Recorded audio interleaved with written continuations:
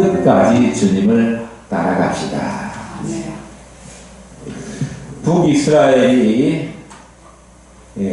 북이스라엘의 아합이 죽은 다음에 그의 아들 아하시아가 엄격결의 왕이 됐는데 이제 국력이 급격히 쇠퇴하게 되었습니다. 당시 북이스라엘은 우상 숭배로 인해서 하나님께서 진노하셨고 역사상 유례가 없는 3년 반이라고 하는 기간 동안 심각한 가뭄으로 전 국토가 황폐화되다시피 했습니다. 그러니 당시에 이 가뭄이 들었다 그러면 나라가 매우 힘들게 되었다라고 하는 것을 대신하는 말과도 통하는 그런 때였고, 게다가 당시 아람 군대와 3차례에 걸쳐서 전쟁을 하게 되었습니다. 3차례 전쟁하는 동안에 국력을 많이 소비했고, 또 특히 3차 길랏 라못으로 가서 한 전투에서는 아합이 엘리야 선지자의 예고대로 그가 죽게 되죠. 그가 죽은 것, 아합이 죽게 된 것은 정말 혼란을 야기하기에 충분한 그런 사건이었습니다.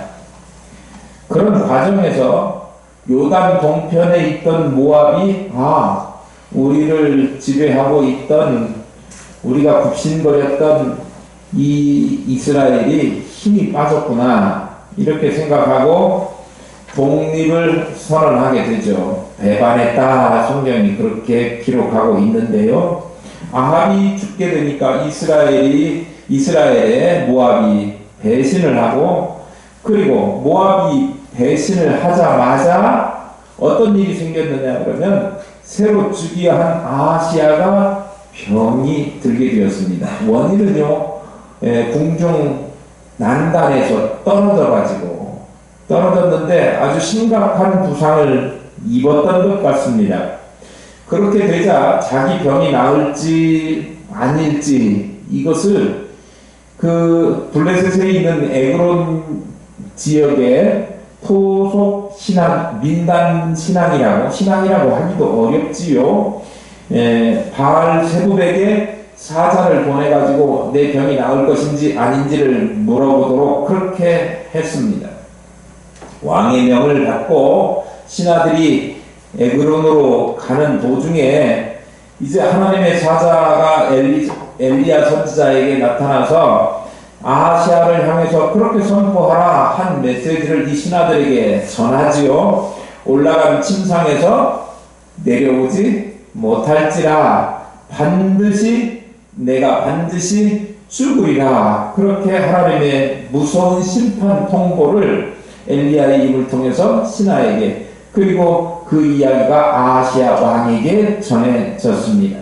그대로 결국 죽게 되었고 2년 만에 즉위한 지 2년 만에 죽게 되었지요. 그리고 아들이 없던 아하시아 왕위는 그의 형제인 여호람이, 나중에 이제 남유다에도 여호람이라고 하는 똑같은 이름이 있기 때문에 성경에서 8장 이하에서는 요람 이렇게 이름을 바꾸어서 부르는데요. 어쨌든 그의 형제인 여호람이 왕위를 물려받게 되었습니다. 여호람이 어떻게 북이스라엘을 다스렸는지에 대해서 앞으로 성경이 이야기하게 될 건데요. 여호람의 이야기를 하기 전에 지금까지 엘리야를 통해서 북이스라엘 왕들에게, 북이스라엘에 하나님의 뜻을 전달했던 그 엘리야의 시대가 이제 막을 내리고, 그 뒤를 이어서 그의 제자인 엘리사가 뒤에 오는 세대에게 하나님의 뜻을 전하게 될 세대교체, 선지자의 세대교체가 이루어지는 것이 오늘 본문에 기록되어 있습니다. 그러니까 엘리사가 선지자직을 계승하는 거, 받게 되는 거, 엘리사의 임직식인 거예요. 오늘 오후에도 우리가 임직식을 했잖아요. 나는 이렇게 본문을 이렇게 맞추려고 한 것도 아닌데, 하나님이 이렇게 성경 말씀이 더 맞춰주는 것 같아서. 아까워서 두 번이나 나눠가지고, 이번 주도 하고, 다음 주도 하고 할 생각이에요. 어쨌든, 엘리사가 선지자직을 계승하게 되는 이야기가 오늘 본문에 나오는데요. 그러면 엘리사는 어떻게 돼요? 그의 선지자직이 맞춰지는 거지요. 엘리야가 선지자직을 마감하고 그의 제자 엘리사가 엘리야의 선지자직을 계승하는 그 이야기를 하는데요. 엘리야의 은퇴식이죠. 근데 그게 좀 특별해요. 보통 사람들은 이 은퇴하고 그리고 노년을 살다가 하나님 부르시면 죽어서 이렇게 이 땅을 하직 마감하게 되는데요. 엘리야는 그 죽음의 과정이 보통 사람들 다 겪는 죽음의 과정을 겪지 않고 하나님의 들어올림을 받게 되었다라고 하는 사실이 다른 사람들과는 매우 차이가 나는 일입니다. 엘리야의 승천은 성경에서 에녹의 경우를 제외하고는 전혀 그 유래를 찾아보기 어려운 전례가 없는 초자연적인 사건입니다. 엘리야의 승천 사실을 기록하고 있는 이유는 엘리야가 승천했다. 그만큼 엘리야는 정말 훌륭한 사람이었다. 불이 안 내려오는데 엘리야가 기도하니까 불이 내려와서 비가 안 내렸는데 기도하니까 비가 내리게 됐어. 이런 능력 있는 사람이었고 정말 이 왕들에게 선언한 대로 그대로 다 이루어졌던 대단한 영웅 같은 선지자였어 라고 하는 그런 이야기를 하고 싶은 것은 아닙니다.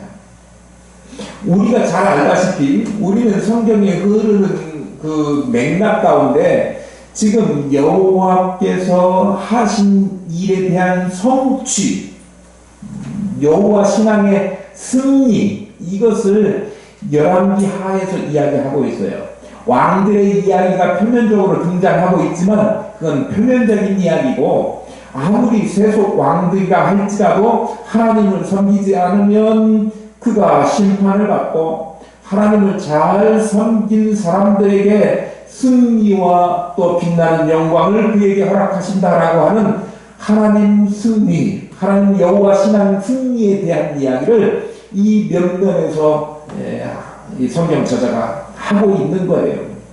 보세요. 아합이나 이세벨이나 이런 사람들 그리고 그의 아들 아하시야 전부 다 우상 숭배하고 하나님 떠나서 우상 숭배하다가 망했던 사람들 아닙니까? 비참하게 죽었어요. 전쟁터에서 나가서 죽거나 개가 급히 핥아먹거나 그리고요 옥상에서 떨어져가지고 죽는 거죠. 비참하게 죽었어요. 그런데 그 왕은 아주 대조적으로 하나님을 잘 섬기고 바알 신앙, 바알 우상 섬기는 거와는 정말 정면 대결하다시피 해서 거기에 목숨을 걸고 그 일을 철폐하기 위해서 열심을 내고 생을 다 바쳤던 엘리야 선지자는 최후가 어땠냐면 죽음을 맛보지 않고 하나님의 영광스러운 불림을 받게 되었다라고 하는 사실을, 그러니까 영광 중에 승천하게 됨으로써 여호와 신앙의 승리를 우리에게 보여주는 것입니다. 동시에 부활하신 예수 그리스도의 그 승천하신 것을 미리 예표해서 보여준 사건이라고 할 수 있습니다. 그거 보고 모형이라고 이야기하죠. 그것이 중요한 이유는 장차 우리도 어떻게 한다고요? 구속함을 입은 우리가 누리게 될 부활과 승천에 대한 그런 약속을 우리에게 보여주고 있는 거예요. 우리가 지금 에베소서를 살펴보고 있는데 지난주 수요일에 너무나 그것이 분명한 사실이어서 주님이 그렇게 십자가에 죽으셨지만 다시 사셨고 그리고 승천하신 일이 분명한 확실한 일이고 우리 또한 주님과 함께 그 영광에 동참할 것이 너무나 분명한 사실이어서 그것을 헬라어 문법의 부정과거형으로 정해지지 않은 일은 사실은 미래형으로 그럴 것이다 라고 써야 되는데 그렇게 쓰지 않고 정해지지 않은 일임에도 불구하고 옛날에 그런 일이 있었어? 라고 하는 옛날의 일을 확실하게 옛날에는 그 사건이 있었으니까 그런 식으로 표현해서 앞으로 일어날 일이지만 분명하게 확실하게 일어날 일이다 라고 그렇게 못 박아서 보여주는 헬라어 시대가 부정과거형이에요. 그런데 우리가 주님 안에서 다시 부활하고 승천하게 될 주님과 영광 중에 함께 하나님의 우편에 앉게 된 그것을 확실하게 성경이 보여주고 있는데 그것에 대한 예시로 엘리야가 죽음을 맛보지 않고 영광 중에 하늘로 올라가게 되었다라고 하는 사실을 보여주는 거예요. 결국은 뭐냐 그러면 예수 믿는 또 하나님을 섬기는 우상과 멀어져서 하나님을 섬기는 그 참신앙의 승리 종국을 보여주고 있는 것이라고 하는 거예요. 어찌됐건 엘리야는 탁월한 선지자였음에 틀림없습니다. 그가 하나님께서 불러가실 것을 회오리 바람 중에 엘리야를 하늘로 들어 올리고자 하시는 일을 엘리야가 알았습니다. 이제 더 이상 땅에 있지 않고 하늘에 올라갈 것이다 라고 하는 사실을 엘리야도 알았지요. 자신의 끝이 임박했다 라고 하는 사실을 알면 사람들은 대개 어떻게 할까요? 무엇을 합니까? 자기의 하던 일을 멈추고 또 자신의 삶을 정리하거나 자기가 못해보고 죽으면 후회될 것 같은 일들을 마지막에 하고 싶은 일들을 할 것입니다. 그러나 엘리야는 자기가 해보고 싶은 것, 먹고 싶은 것 먹었던 것이 아니고 또 자기가 하던 일에서 손을 뗀 것이 아니고 하나님께서 자기를 데려가시는 그 순간까지도 자기 사명에 충실했던 사람이었다라고 하는 것을 오늘 본문이 보여주고 있습니다. 1절입니다. 여호와께서 회오리 바람으로 엘리야를 하늘로 올리고자 하실 때에 엘리야가 엘리사와 더불어 길갈에서 나가더니 하나님께서 옛날 성경에는 회리 바람이라고 표현되어 있는데 우리 이해하기 쉽도록 회오리 바람 그러니까 갑작스러운 돌풍이죠. 이 회오리 바람이 세게 일어나면 온 집도 막 다 휘감아서 들어 올리기도 하고 그러는데요. 이 초자연적인 현상으로 회오리를 일으키셔서 엘리야를 그 회오리 바람 속에 하늘로 올리고자 하실 때에 엘리야가 엘리사로 더불어서 길갈에서 나갔다. 그렇게 1절에 기록하고 있습니다. 길갈은 어떤 곳이냐 그러면 베델 근처에 있는 고원지대입니다.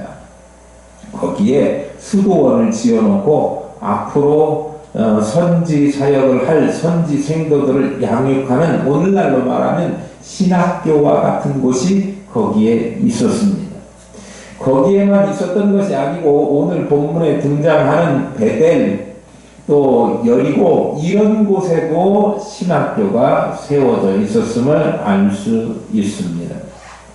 그런데 어쨌든 지금 길갈에 머무르고 있으면서 신학생들을 가르치고 있었는데 하나님께서 이제 자신을 들어 올릴 것이다 라고 하는 사실을 안 다음에 길가를 떠나서 베델로 가려고 하는 거예요. 길가를 떠난 것이 하나님이 자기를 부르신다, 이제 승천하게 할 거다라고 하는 사실을 알고, 그리고 다음에 있는, 지금 있는 여기 말고 그 다음에 베델에 있는 신학교, 그리고 여리고, 그리고 또 요단 여기로 이제 가려고, 순차적으로 가려고 하는 거예요. 그 사실을 보면 엘리야가 하나님께서 부르시는 그 순간까지도 후진양성, 선지 생도들을 가르치고 후계자를 육성하는 일에 전념했다라고 하는 사실을 알 수 있습니다. 우리도 이런 엘리야의 자세를 본받아야 하는데요. 하나님이 부르시는 그날까지 하나님으로부터 받은 바 사명을 수행하는 일에 최선을 다해야 한다라고 하는 사실입니다. 주님은 우리에게 죽도록 충성하라, 계시록 2장 10절에 말씀하셨지요. 최선을 다해서 일해라 라고 하는 뜻도 있지만, 또 하나는 죽을 때까지 자신의 사명을 감당하라 라고 하는 말씀이기도 합니다. 신앙의 위인들을 성경을 통해서 확인해 보면, 아니 역사 가운데도 교회사 가운데도 자기의 목숨이 끝날 때까지 충성한 사람들이 많이 있습니다. 성경의 인물 가운데는 다윗은 임종하기 직전에도 솔로몬에게 국정에 대해서 가르치고, 그리고 성전 건축을 위해서 준비를 했었던 것으로 성경이 기록하고 있습니다. 초대교회 순교자였던 스데반 집사님을 우리가 기억하지요. 그는 목숨이 끊어지면서도 그리스도를 증거하는 일을 놓지 않았던 사람이었습니다. 주님은 어떻습니까? 주님은 십자가에 운명하실 때까지 사죄와 그리고 구원 사역을 계속해서 감당하셨습니다. 우리는 누굽니까? 주님의 제자들입니다. 마땅히 주님의 일하심의 자세를 본받아서 따라가야 할 것입니다. 주님이 언제까지 일하셨다고요? 죽을 때까지 일하셨기 때문에 우리 또한 죽는 순간까지 맡은 바 사명을 감당해야 할 것입니다. 우리는 어떤 식으로든지 주님께 사명을 받았고 그 맡겨진 사명을 죽는 순간까지 잘 감당하시는 저와 여러분 될 수 있기를 축복합니다. 2절 말씀을 보겠습니다. 엘리야가 엘리사에게 이르되 청하건대 너는 여기 머물라. 여호와께서 나를 베델로 보내시느니라 하니 엘리사가 이르되 여호와께서 살아계심과 당신의 영혼이 살아있음을 두고 맹세하노니 내가 당신을 떠나지 아니하겠나이다 하는지라. 이에 두 사람이 베델로 내려가니. 지명만 달라지지 2절과 4절에 보면 베델에서 여리고로, 2절은 길갈에서 베델로, 4절은 베델에서 여리고로, 그리고 6절에 보면 여리고에서 요단강으로 갈 때 엘리야가 엘리사에게 여기 머물러 있어 그렇게 이야기합니다.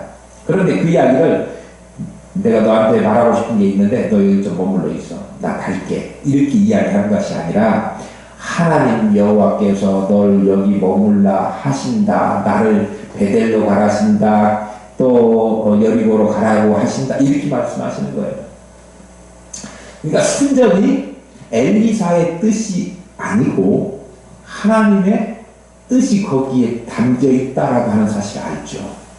말은 누가 했어요? 엘리야가 했지만 하나님이 엘리야에게 너 엘리사에게 이게 머물라고 하고 저쪽으로 가, 거기 가서도 머물라고 하고 다른 데 간다고 해봐, 이렇게 하셨다고 하는 거예요. 하나님의 의도가 어디에 있을까요?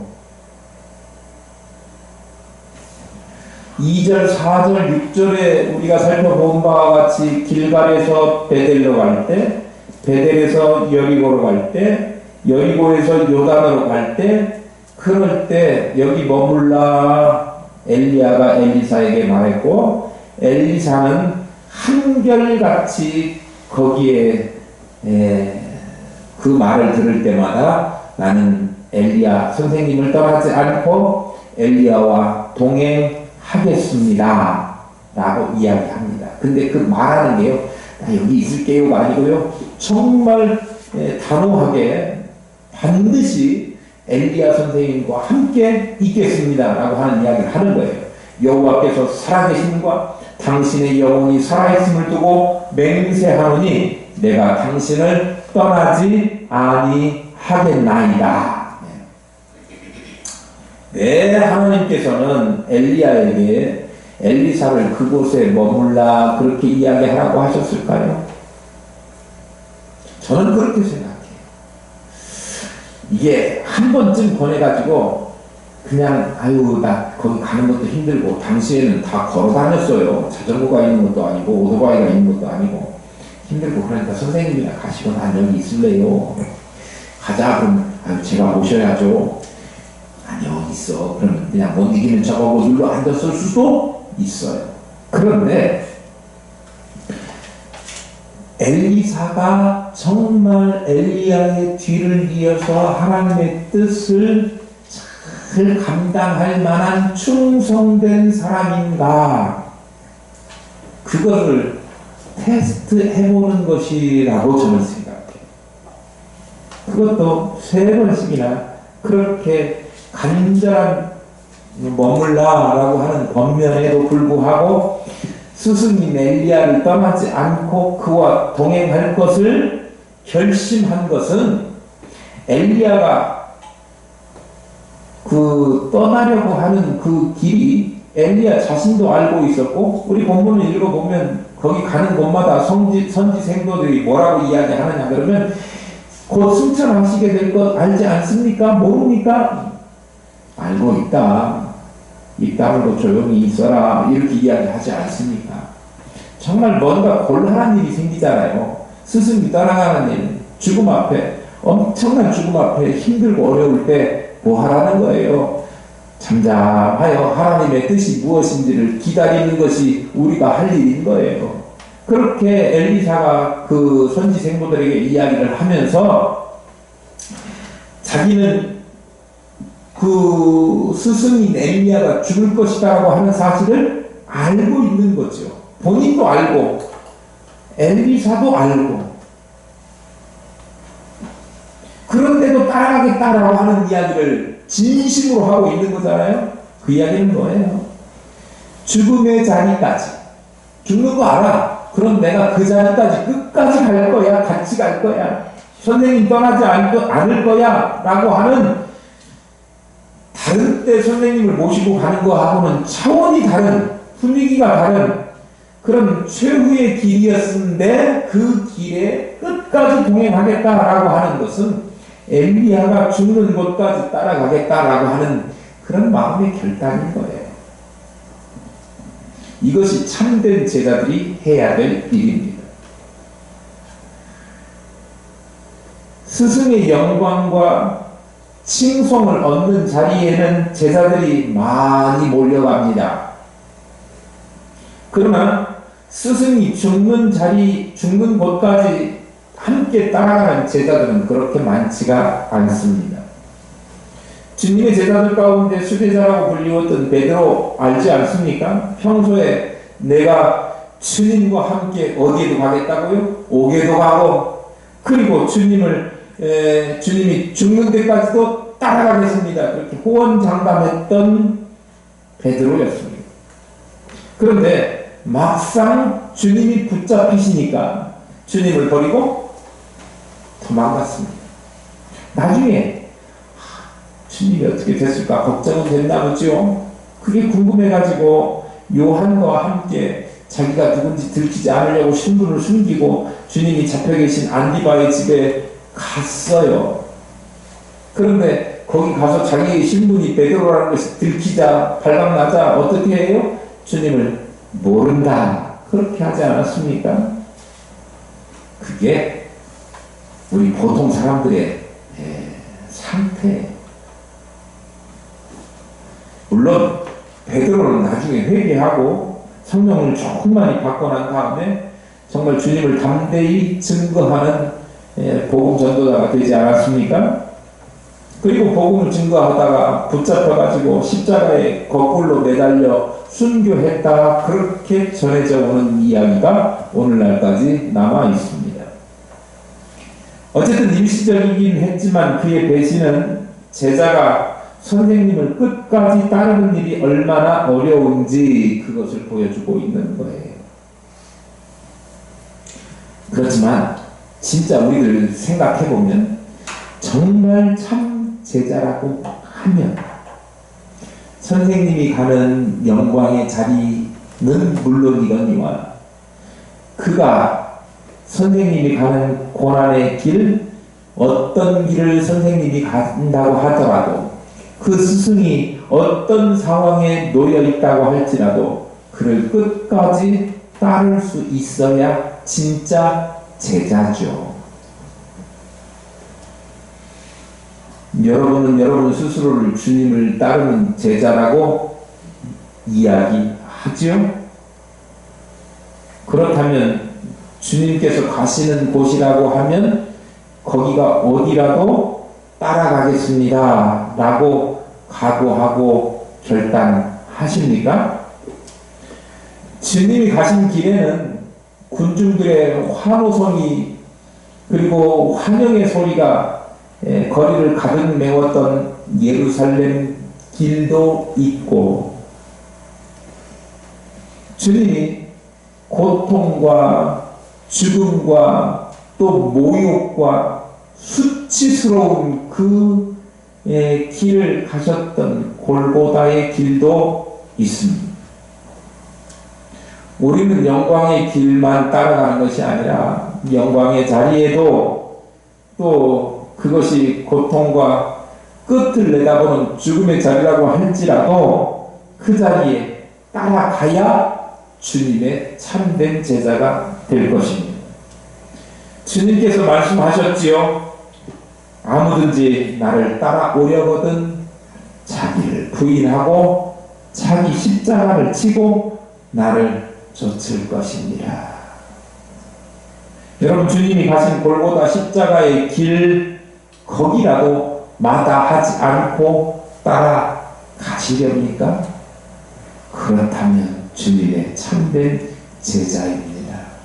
부디 그렇게 주님 가시는 곳 어디라도 따라가면서 끝까지 충성을 다하는 우리 모두가 되시기를 축복합니다.